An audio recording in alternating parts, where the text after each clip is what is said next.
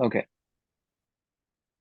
In this video, we will review a paper that investigates the effects of SARS-CoV-2 on transgenic mice expressing the angiotensin-converting enzyme, or ACE2. The coronavirus disease emerged in December of 2019 and originated in Wuhan City, China.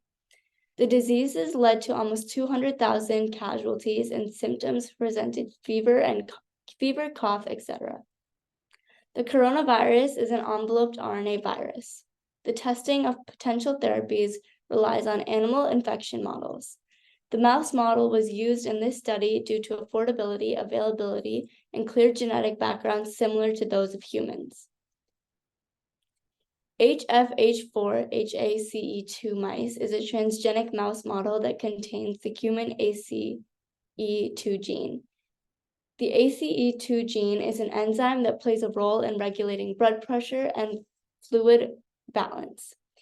ACE2 also serves as a receptor for coronavirus like SARS-CoV-2.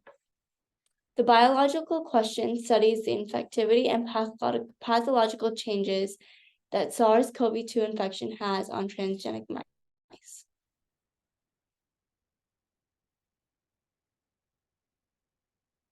For mice infection, mice were first anesthetized and then infected with various treatments.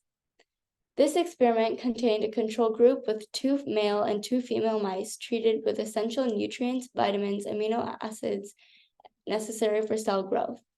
The survival monitoring group consisted of 4 males and 2 females that were inoculated with the virus. The pathology progression group consisted of 16 males and 8 females that were also inoculated with the virus. This method allows researchers to infect the mice with the virus through an in vitro process, which will allow scientists to future investigate the effects of the disease. The blood sampling and biochemistry method consisted of acquiring blood samples, which were then centrifuged to separate the plasma. This plasma was then diluted with a buffer and tested using the Catalyst 1 software. This test will allow researchers to examine various pathological changes through data acquired on blood glucose levels, liver function markers, kidney function markers, and electrolyte levels.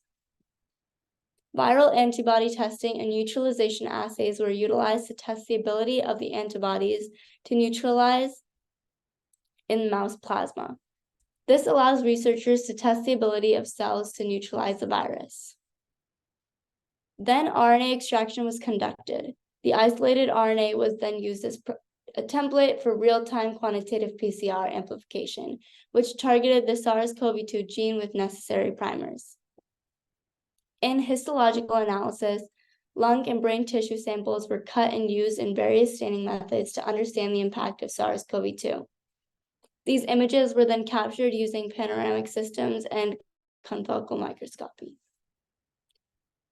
Virus isolation and sequencing infected lung and brain tissues of the mice were plated and observed to study the effects of the virus.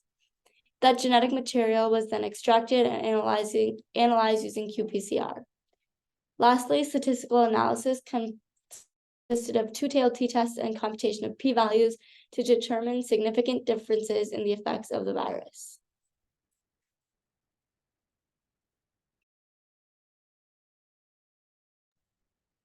Okay. Now I will introduce the results. First of all, there were no visible clinical signs during 3 days of infection. 1 mouse died and 2 lost weight during 4-day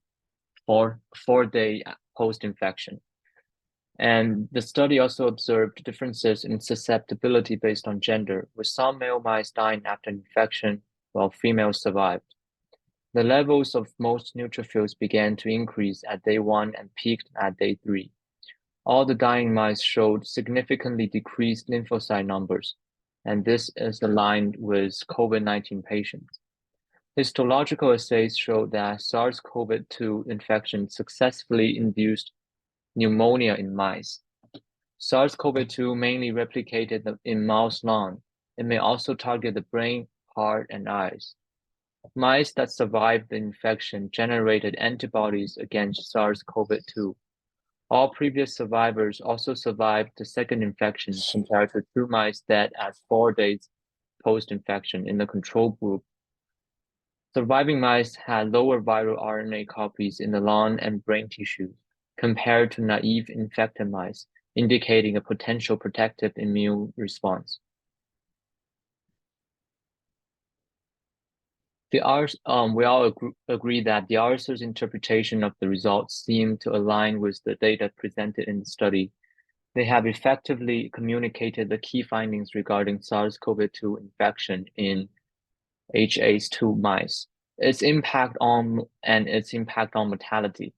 The authors also highlighted the protective effect of pre-exposure to SARS-CoV-2 in preventing severe pneumonia upon reinfection.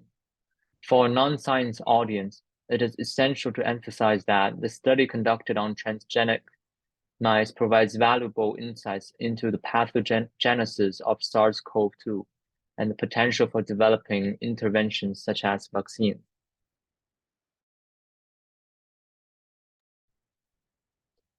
So several conclusions can be made from the results. SARS-CoV-2 mainly replicated in the mouse lung, although it might target the brain, heart, and eyes of the mice. And that's part of the reason why COVID patients suffer a lot from lung diseases. Secondly, pre-exposure to SARS-CoV-2 may protect mice from a lethal SARS-CoV-2 reinfection, which underscores the values of this model for future therapeutic studies.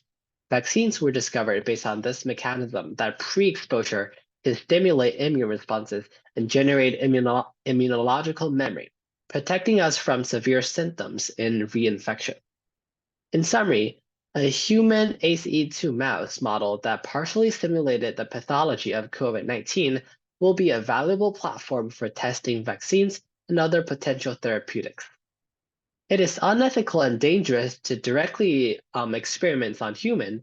Thus, this research provides a valuable model organism.